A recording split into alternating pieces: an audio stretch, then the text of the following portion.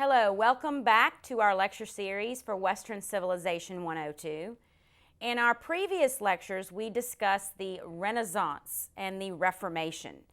So we learned quite a lot about what was happening in Europe during the 15th, 16th centuries. We've learned about a lot about religion and how religion is changing in Europe with the Protestant Reformation, men like Martin Luther and Ulrich Zwingli and John Calvin, John Wycliffe. Quite a few of these religious figures will reshape Europe as far as religion is concerned.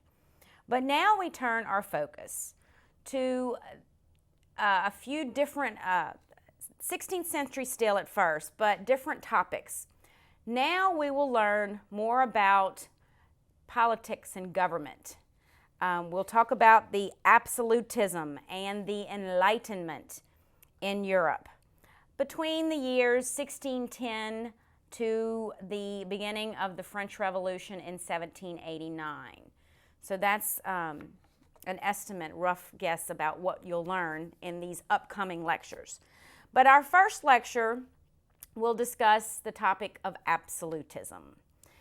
Now, absolutism is growing in Europe in the 16th century.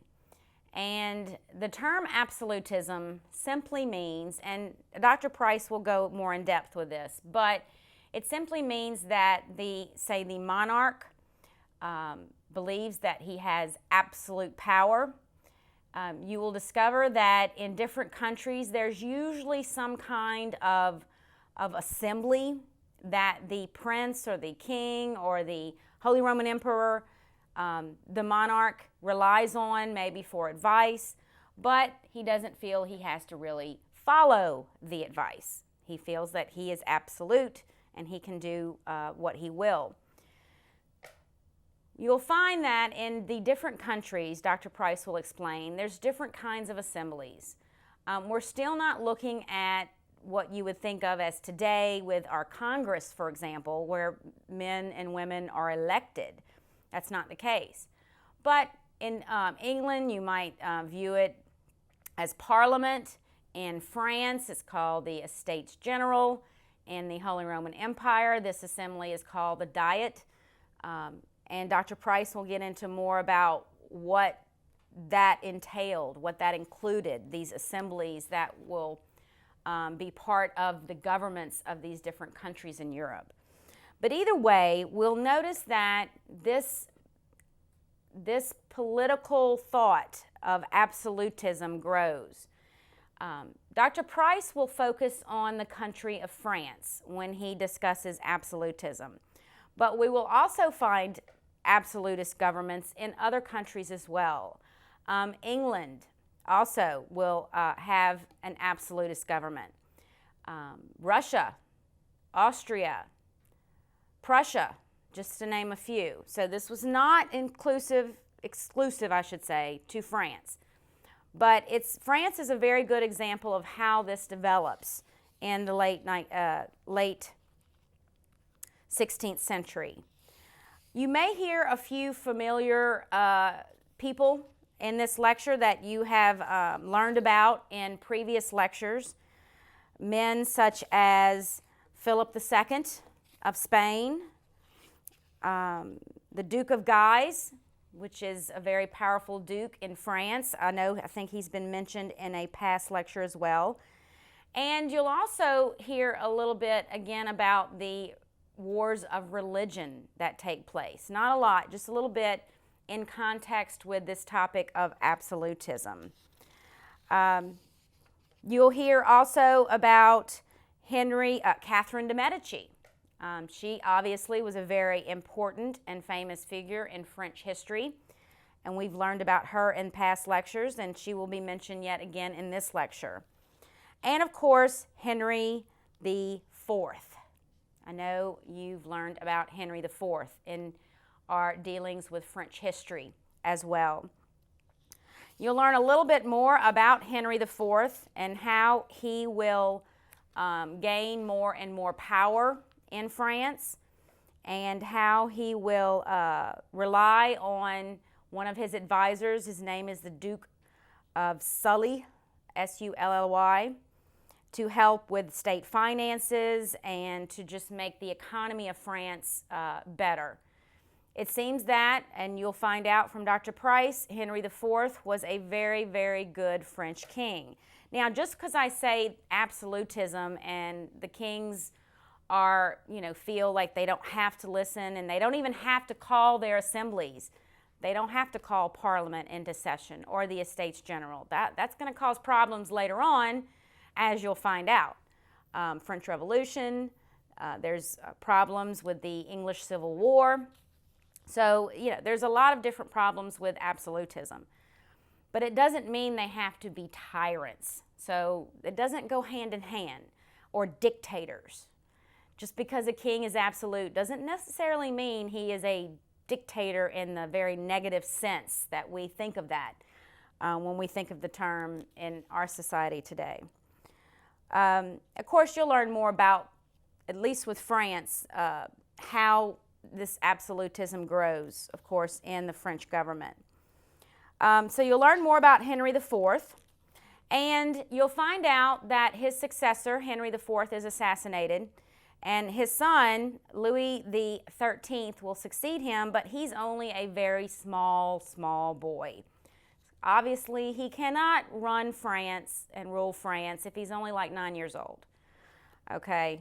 Maybe he thinks he can, but obviously he cannot.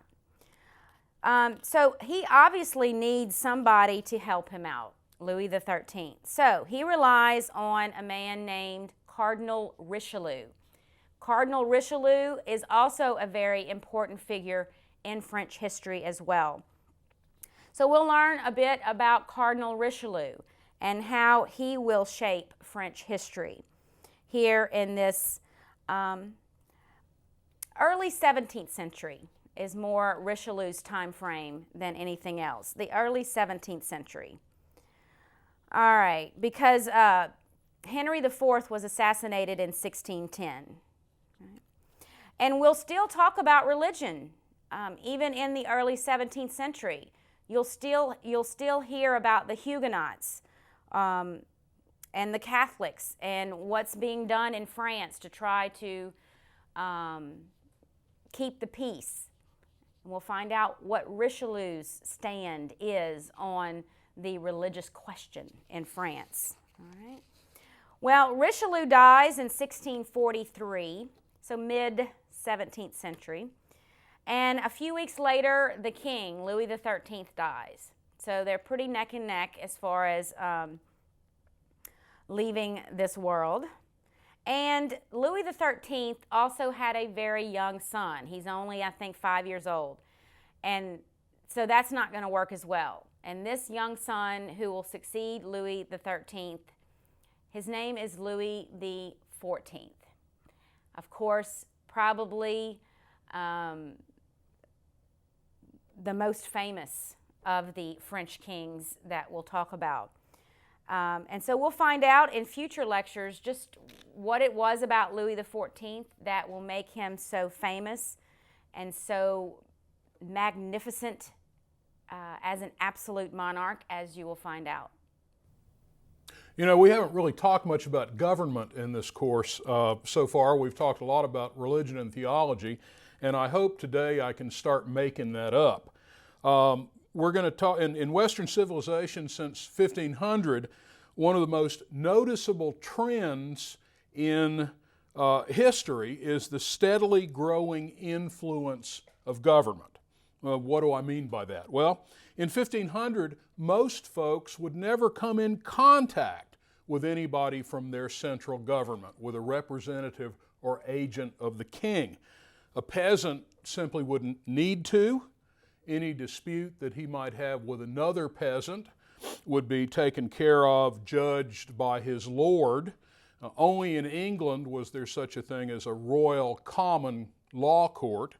Likewise, any crime that a peasant might commit or might have committed against him would be dealt with by his lord.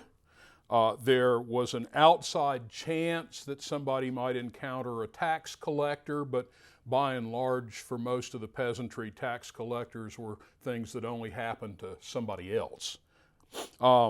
If a villager owed money, he paid it to his lord, and his lord paid it in taxes to the king or to the crown. The same was true of cities. When the king collected taxes from a city, he would collect them directly from the local city government. If you owed any taxes, you would pay your city government. Your city government would divvy those taxes up with the king. There were no censuses in Europe in 1500 because there was no need to have a census. The king knew exactly how much the city owed him, and the city knew exactly how much they owed to the king. And so the king would send a collector to the city fathers, to the city council, and they would pay up instead of having a direct taxation system whereby the populace pays the king off directly. Nobles might have direct contact with the king, either as advisors or in some cases as leaders of the army. But even that was beginning to fade. Noblemen were no longer called upon very often to serve the army as mounted knights, and the kings were now looking for advisors who were clever and literate and numerate rather than individuals who were very good at hitting other people over the head. So the nobleman no longer had the qualities, intellectual qualities, if you will, that the king needed for the enhancement of his leadership. Of course, that's not true today. Everybody is now in contact with the central government. We pay taxes directly in terms of income tax. We pay indirect taxes like sales taxes and gas taxes and excise taxes, and we pay that directly essentially to our government. If we're going to buy stamps to send mail, we go to a government post office. If we are going to do almost anything, it seems these days, there are government regulations that come down from the central government and government permits and licenses. We do get considerably more for our money than folks got in the 16th century, of course, from roads to defense to social security programs to health and education. But whatever the trade-off is, the growing power of government that we are familiar with really begins in the late 1500s with something called absolutism.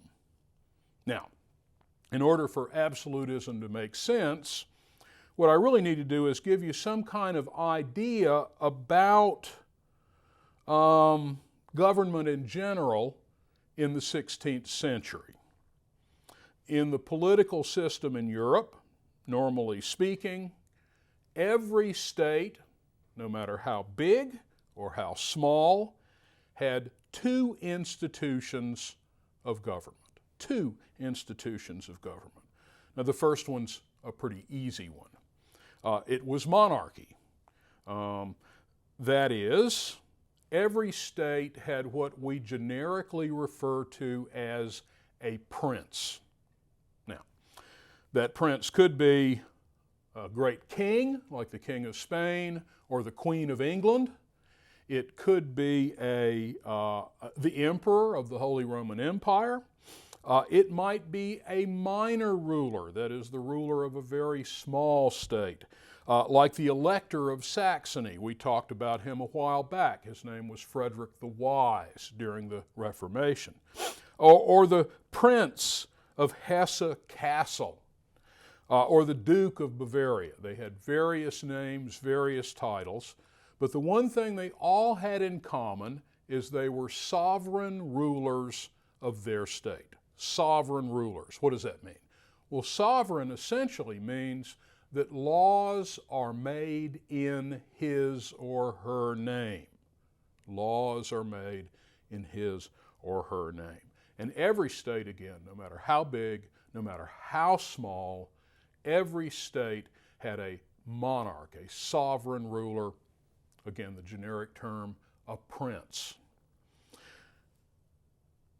Well, there's also another institution of government in these 16th century states, and you don't hear much talk about them, but they exist and they're very important as well. They are called estates, E-S-T-A-T-E-S, estates. That's a generic name for them. They might have different names in different countries, and in fact they do. The estates of England, for instance, are the Parliament, is the Parliament. The estates of the Holy Roman Empire is called the Diet. The estates of France is called the Estates General. Well, what are the estates? No matter what they're called, the estates are assemblies in which sat the legitimate representatives of the classes privileged by law. Now, there are three classes, basically, three estates in Europe in the 1500s, and they are the old medieval estates that are called the first estate, the clergy, the second estate, the nobility, and the third estate, which is basically everybody else. We call them the peasants. So those are the estates, and those are the classes involved in the estates, and each estate in Europe in the 1500s is a little different. Give you a few examples. First off, these estates met by class.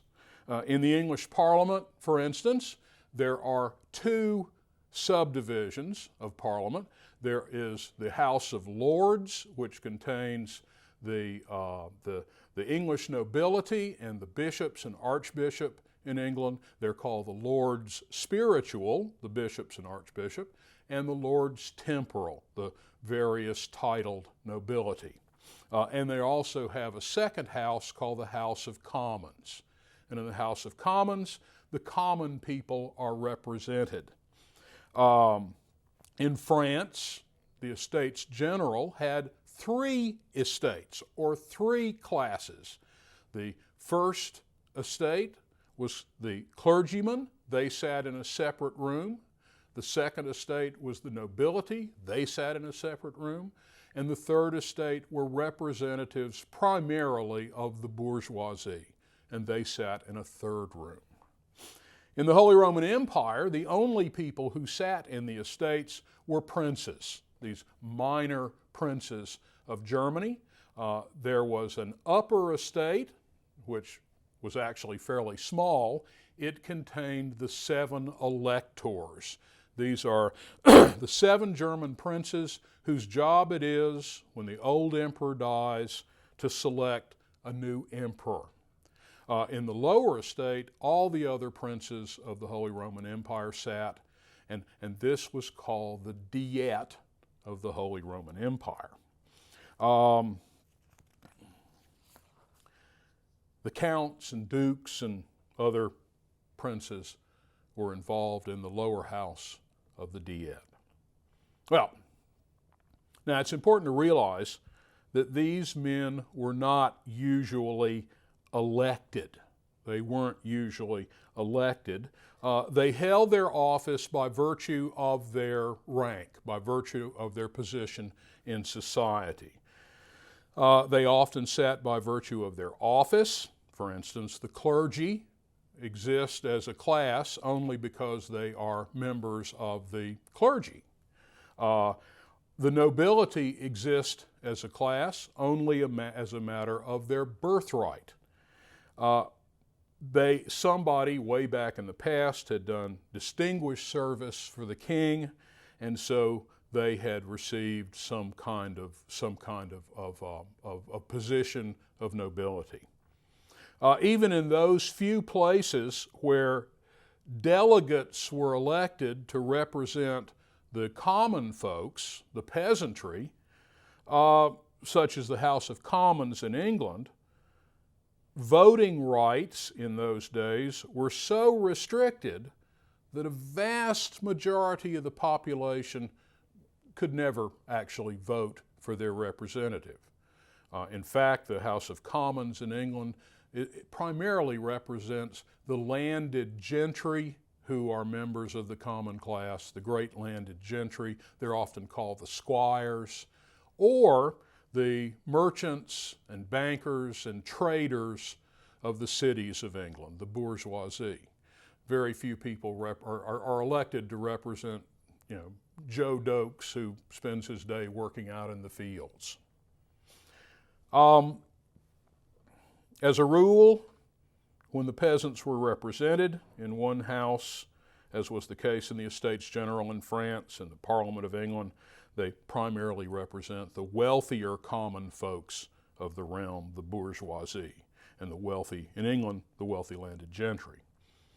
But no matter how the estates are arranged, no matter how the estates are chosen, they originally existed for the purpose of assisting and advising the prince. It was their job to give advice to the ruling monarch, the sovereign prince. The estates were supposed to exercise a restraining influence on the theoretically unlimited powers of the monarch. Well, I've talked now for several minutes and I really still haven't given you any idea of what absolutism is, so let me try to fix that in a few sentences now. Absolutism is when the prince or king, the sovereign ruler, decides that he will no longer listen to the estates. He is no longer going to pay attention to the advisory body that is supposed to restrain his power. That may be different in different places. They may never, it's the king's prerogative to call the estates. So in some cases, the king simply stops calling the estates. They never meet again. In some instances, England's a good example, the king calls the parliament, but he just stops listening to it. He doesn't pay any attention to what Parliament has to tell him. Now, one thing that's important to put down here, and it's important to note, an absolute monarch can't do whatever he wants. This is not a totalitarian dictatorship. An absolute monarch is still restrained by the traditions and customs of the land that he rules. He simply doesn't consult the estates anymore. He no longer calls them or he no longer listens to them. Well, where does this idea of absolutism come from? And the answer to that is that it arises first in France, and it will be strongest for nearly 2.5 centuries in France. And France is going to set the standard for absolutism in Europe, and absolutism arises out of the religious wars that take place in France in the 16th century.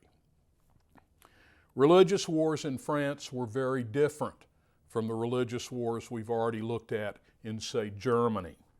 In Germany, religious warfare ended, at least for a while, and although it'll crank up again later, it ended in about 1555 with the religious peace of Augsburg. In Germany, the wars were primarily between Lutheran and Catholic princes. In France, they were between Calvinists and Catholics. And even though there were great families very much involved, it was also a war in France among the common people of both faiths. Calvinism had really spread like wildfire in France since the 1540s. It is estimated, by the way, the French Calvinists are called Huguenots, and it's estimated by historians that nearly half of the population of France, nearly half, were Huguenots by the middle of the 1600s. Additionally, nearly half by the middle of the 1500s, additionally, nearly half of the nobility of France were Huguenots. And in fact, some historians think that the Huguenots by the middle of the 1500s had actually achieved a slight majority among the nobility of France. To make matters worse, in much of France, Huguenots and Catholics were not segregated by region. Now, if you remember when we talked about Lutheranism in Germany, the model after the Peace of Augsburg was the religion of the prince is the religion of his subjects, which means that the German principalities were more or less segregated by religion. Some were entirely Lutheran, some were entirely Catholic. Well, that's not how it worked out in France. In France, Catholics and Protestants literally lived in many cases right next door to each other. They lived in towns and villages all over France, so their struggles become nasty neighbor-on-neighbor activities. Time after time, you would see in France that the baker who was a Catholic would suddenly go berserk and grab a rolling pin and go kill a couple of three suspected Protestants down the street. The butcher, the Huguenot butcher would become angry at his Catholic customers and start a fight, and these fights would turn into blood feuds, and these blood feuds would soon spread throughout the town. What you had was literally civil war a block at a time in France. But wait, there's more, and in many ways it's just as bad. Catholic noblemen would fight with Protestant noblemen. Huguenot noblemen would fight with Catholic noblemen. And since these members of the French nobility in many cases had enormous private armies, you would see the feud between Catholics and Huguenots break out into actual battles between various noblemen with their various private armies. Now, as if that's not bad enough, whenever the Estates General was called by the king, these French noblemen would bring their feud to Paris, and the streets would run with blood. They would fight each other in the streets of Paris. And as if that's not bad enough, to make matters worse, there were opportunities for foreign intrigue as well. A militant Catholic organization in France was called the Catholic League, and it was led by a fellow named the Duke of Guise, Henri le Duc de Guise, and he encouraged religious warfare among the League members and any Protestants they could find. And the Duke of Guise was backed up not only by the Pope, but also he was supported with money and equipment from Philip II, the King of Spain. Now, why did Philip support the Catholic League? The answer is quite simply that Philip wanted to see as much mayhem, as much chaos in France as possible, because he believed that as long as France stayed weak, Spain would be the dominant power in Europe. And to some extent, he was quite right. In addition to that, the Huguenots, the Calvinists, were often supported by England and Scotland and various German Protestant groups. So foreign intrigue becomes a big part of the story here. It was causing even more trouble, even more chaos, even more mayhem in France. Between 1562, 1562 and 1589, the French fought a series of some 7 or 8, depending on which historian you ask, some 7 or 8 civil wars of religion, which weakened the Kingdom of France, devastated the land, and even weakened the power of the king himself. As a result of all this civil unrest, France by the late 1500s is a mess, a complete mess.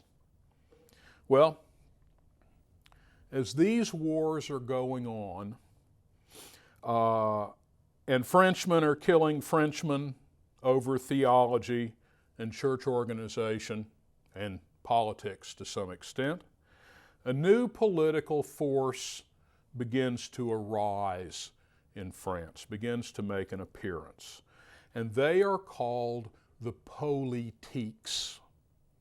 Well, who are the politiques? They are prominent, educated men, both Catholic and Protestant, and they argue that the most important thing for the future of France is simply to end the religious warfare. It just had to stop. Too many people are suffering, too many people are dying, too much hate is spreading, and France is literally falling apart as a result of this religious warfare. In early writings, the politiques, who are often lawyers and intellectuals, oppose the influence of the Catholic League, oppose the influence of the Guise family. They rally against the Guises because Philip II of Spain supports the Duke of Guise. They argue that the Guises and the Catholic League are puppets to the Spanish king and threaten the strength and unity and prosperity of La Belle France, of France. They defended the idea of what in essence is sort of an early form of French nationalism. It's called Gallicanism. And they defend the notion that there should be a distinction between church and state, a separation between church and state in order to slow down the bloodshed. They also believe, to some extent, that there's only one institution in France that has the prestige and authority to stop the killing, and that institution is the king. Well, you might be asking at this point, if the king has the power to stop it, then why the heck hasn't he done so already? If the king can snap his fingers and make the trouble go away, why doesn't he do it? Well, at least in part, the answer to that question is that France had 2 or 3 really pathetic kings during this period. One of them, Charles IX, was only 10 years old when he became king in 1560, and he died in 1574. His mother was named Catherine de' Medici. She came from an aristocratic Italian family. She ruled France during Charles's reign, even after Charles was in his 20s. She ruled France during Charles's reign, and she was violently pro-Catholic. During the reign of Charles IX, the worst massacre of Protestants that had ever taken place would take place in Paris on St. Bartholomew's Day. That's August the 24th, 1572. On that day, a great many Protestant leaders, Protestant noblemen, had come to Paris to attend a wedding. They had been invited by Catherine de' Medici, who told them that they would be safe in Paris during the wedding, After the wedding was over and the bride and groom went up to enjoy their honeymoon, the palace guard began to massacre Protestant guests in their beds, and then suddenly the entire city of Paris broke into a massacre where Catholics decided to even the score with Protestants. Thousands and thousands of Parisians were killed. Their bodies were thrown in the Seine River, which, according to reports, ran red with blood. During the reign of the next king, Henry III, a war broke out called the War of the Three Henrys, great name for a war. Henry the King, Henry the Duke of Guise, we've already talked about him with his Catholic League, and a third player who's kind of important, a fellow by the name of Prince Henry of Navarre. Prince Henry of Navarre, who was the leader of the Huguenot forces. It was a three-way catastrophe for France and a time for celebration for Philip II of Spain. The politiques, remember the politiques? The politiques argued that it was not just the kind of person who was necessary. The king had to have nearly complete authority, nearly complete power over France. Now, he had to respect the laws of the land, but other than that, he shouldn't have any restrictions at all. He should be an absolute ruler. If he needed to throw people in jail in order to stop the fighting, then he should have the right to throw people in jail. If he needed to do away with folks who were causing disorder, well, he should have the power to do that for the good of the French people. The king needed absolute powers, the politiques argued, in order to stop the killing, in order to unite the country. When 1589, the politiques got the king, or the kind of king they wanted, and that was Henry IV of France.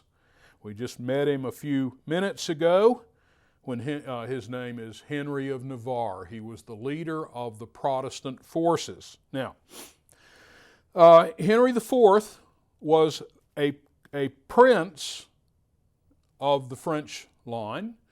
He was the next in line to become king after Henry III, but when he tried to take the throne in 1589, the Catholic League and the Guise family tried to keep him from taking the throne, tried to keep him out of Paris.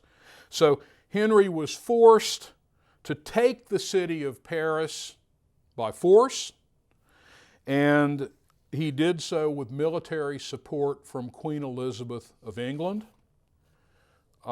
Henry took the crown, took the throne by military means, but it was his by right. He may have been a Huguenot, but he was also an extraordinarily practical politician. After a few years on the throne, Henry began to realize that he would never be able to pull the country together as a Huguenot, so he converted in 1594, he converted to Roman Catholicism. One of his Huguenot friends said, "Oh, Henry, why have you done this? You have betrayed your co-religionists." And Henry made a truly practical political statement. He said, "Don't you think that Paris is well worth a mass?" In other words, don't you think it's worthwhile for me to convert so I can control the city of Paris?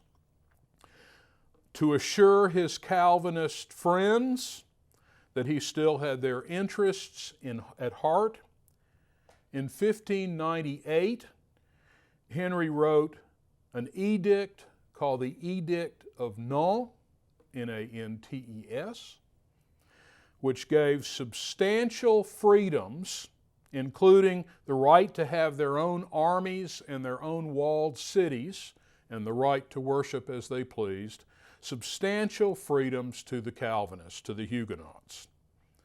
then he set out to rebuild France in the way that the politiques wanted him to. He never called the Estates General. Not once during his entire reign did he call the Estates General. He employed members of the middle class as officials in his government rather than use the nobility in order to cut down on the nobility's power and prestige. He regarded the nobility, justifiably, I think, as the source of most of the trouble in France, and so he sort of worked them out of the political equation. He added experts in law and finance in order to control all of France from Paris, to control a central government that could run the whole country. He sent out royal officials to the towns to oversee the mayors and the town councils. In other words, he greatly strengthened the power of the central government in France, and that's why he is considered the first absolute monarch. Now, during his reign, Henry IV had one particular key advisor, a faithful right-hand man, and this fellow's name was Maximilien de Bethune, Duc de Sully, and he's usually just referred to as Sully. To regularize state finances, to promote agriculture and drain swamps to create more cropland, Henry and Sully worked together to expand the power and prosperity of the throne and to make France a better place. They undertook extensive public works projects and encouraged education. They founded the first military academy in France. Henry and Sully also protected forests from devastation. They built a new highway system and constructed bridges and canals and promoted merchant activity throughout France. Henry also encouraged and subsidized the Asian and African trade. French ships began to explore and set up trading posts in Africa, in China, in India, and elsewhere, even Russia, in order to expand the export-import trade and make France that much more prosperous. Now, Henry also realized that a powerful absolute monarch has to control his country, has to protect his country from foreign intervention. He realized the threat that Spain had become to the peace and prosperity of France, and Henry fought a series of short wars with Spain and used diplomacy to try to undermine Spanish influence elsewhere in Europe. The year before he came to the throne, of course, Spain had experienced an enormous setback in 1588 when the great Spanish Armada, which tried to invade England, was destroyed by Elizabeth's navy. And this weakened Spain on the international scene considerably. But Henry wanted to weaken Spain even more. Henry IV took advantage of Spanish setbacks and pushed Spain militarily in support not only in direct warfare with Spain, but Henry also supported the Protestant cause in Holland, and with his help, the Dutch ultimately became independent from Spain. Without Spanish support, and because Henry had become a Catholic king, Henry's greatest domestic threat, the Catholic League, simply faded out of existence. It no longer had support, outside support, and it was difficult for the Catholic League to mount a complaint against Henry, who had become a Catholic king. Henry IV proved to be a man of vision and courage. Instead of waging costly wars to suppress his nobles, Henry simply paid them off with gifts. As king, he adopted policies and undertook projects to improve the lives of all of his subjects, which made him one of France's most popular and most beloved rulers. Well, Henry died, actually he was assassinated in 1610, and he was succeeded to the throne by his son, Louis XIII, who was all of 9 years old at the time. Now, as you can guess, Louis was unable to continue his father's policies because he was so young. And so the bickering and trouble at court began once more. The noblemen decided this was their opportunity to start fussing and fighting again. Henry was dead. A lot of Henry's work began to sort of become unraveled. But in 1624, Louis XIII appointed as his chief minister a truly remarkable man who got the French government back on the road to absolutism. And this fellow's name was Cardinal Richelieu. Now, he was a cardinal of the Roman Catholic Church and a truly remarkable individual. In 1624, when he came to power, he identified three very serious problems that faced the French monarchy. And he believed that he needed to deal with these problems in order to reconfirm the power of the throne, reconfirm the power of the central government. Well, let's talk about them a bit. The first of these problems was left over from the Edict of Nantes. Remember, this is the edict that Henry IV had given to the Huguenots that gave them the right to worship according to their conscience, the right to have their own armies for their defense, their own Calvinist armies, their own Protestant armies, gave them the right to keep cannons and weapons to defend themselves, gave them the right to wall their towns, create segregated Huguenot towns and put walls around them to defend themselves. Well,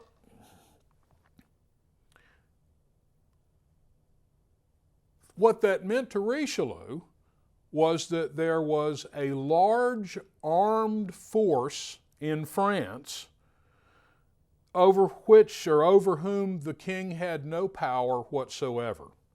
They essentially were a great private army that had no allegiance to the king, that were heavily armed, who could stay behind their walled cities to defend themselves. Now, Richelieu called upon the Huguenots to disarm themselves. What you might think is, well, of course he does, because he wants to forcibly convert them back to Catholicism. But that's not the case. Richelieu is not concerned that they are Huguenots. He's concerned that they're not French anymore, that they no longer have an allegiance to the King of France. Well, when Richelieu demands that the Huguenots disarm, they say, no, we won't do it. And so Richelieu goes to war against the Huguenots. Over the course of several years, between 1624 and 1629, the Huguenots and the forces of the king fight a series of wars, sieges, and finally, in 1629, the Huguenots are forced to surrender. Just when they think that Richelieu will punish them for being Protestant, Cardinal Richelieu simply says, put down your weapons, tear down your walls. You are still guaranteed the right to worship as you see fit. The king will protect you from the Catholics, but you are now essentially Frenchmen. You should look to the king for your defense. He passed no restrictions on their freedom to practice their religion. The only restrictions made them less of a threat and essentially more French. So that's number one, the Huguenot problem. The second goal that Richelieu had was to reduce the power of the nobility. Now, when Louis XIII came to the throne, the noblemen had begun their previous exercises in warfare, civil warfare. They had begun to try to strip more power from the king. All of the stuff that Henry IV had done to control the nobility began to fall apart, and Richelieu realized that the noblemen had become, at least some of them, too big for their britches.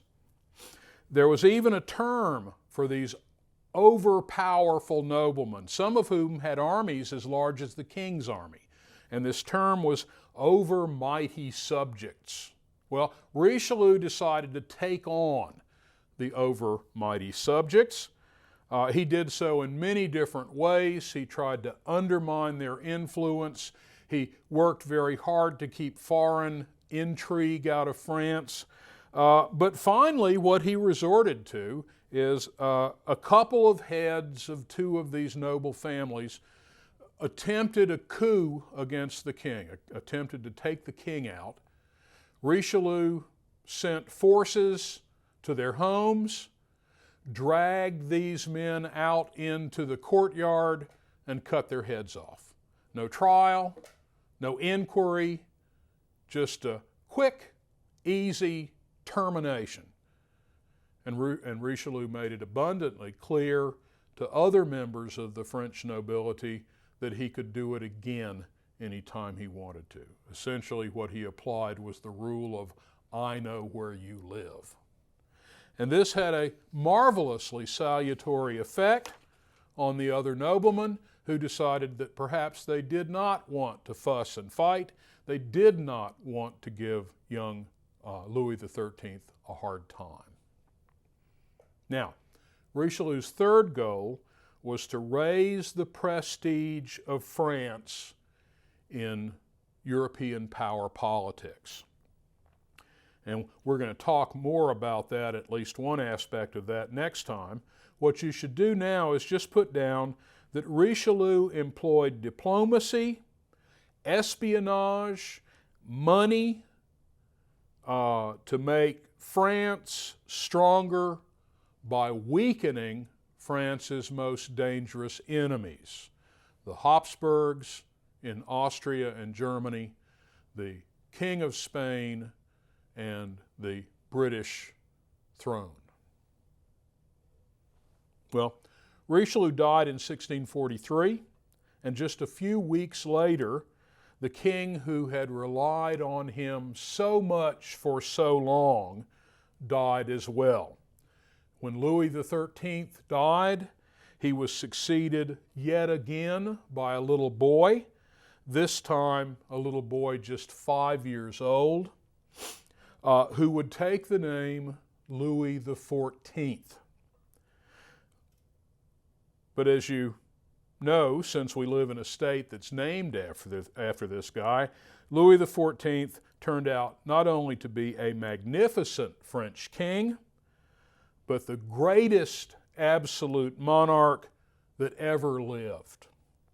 Don't forget, though, that the foundation Louis XIV built on was laid by Henry IV and his chief minister Sully, and by Louis XIII and his chief minister Cardinal Richelieu. As we will see a few lectures down the road, it's Louis XIV who would become the most magnificent absolute monarch of them all, who would acquire the name Le Roi Soleil, the Sun King. And we'll save that for another time. All right, so we learned about absolutism. And we also discovered that the religious question is not over. And even though we've had all of this religious warfare in the past, and we've had some peace, obviously, it will not last. In fact, for our next lecture, we will discuss the 30 Years' War, which was a religious war, among other things, that takes place in Europe in the late 17th century, well, mid-17th century. Until next time.